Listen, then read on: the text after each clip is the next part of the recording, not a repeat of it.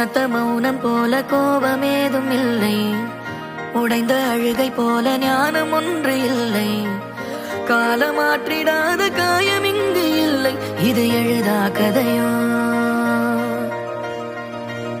கலைந்து போன கனவு மீண்டும் சேர்வதில்லை, கரையை சேரும் மலைகள் பிரிவில் சோர்வதில்லை, மாறும் நொடியை போல மாயமேதும் இல்லை, இது எழுதா கதையோ.